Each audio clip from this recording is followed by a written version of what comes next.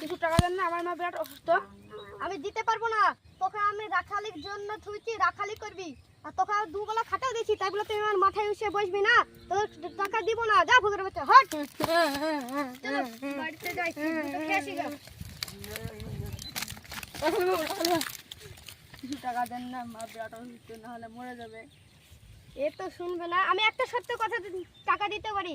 তোর বোনকে আমার বাগান বাড়িতে আছে, ওই বাড়িতে তোকে রাত 12টার সময় পাঠিয়ে দিতে হবে। তোর বোনকে পারবি তো? আপনি এত নিচু মানের মানুষ, হ্যাঁ, কিছু টাকার লেগে আমার বোনকে তুলছেন?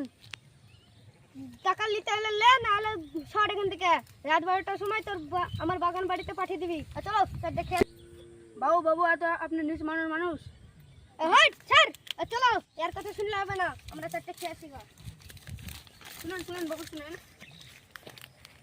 আরে আমি বললাম তো, তুই যদি টাকা নিতে চাস আমার বাগান বাড়িতে তোর বোনকে পাঠিয়ে দিবি রাত 12টার সময়। হট, এত আপনি নিচু মানের মানুষ, কিছু টাকার লেগে আমার বোনকে তুলছেন আপনি? তোকে টাকা নেওয়ার দরকার আছে কি? ঠিক আছে, আপনার মতো জমিদার আর জীবনে কাজ করবো না আমি। যা হট ফুকের বাচ্চা।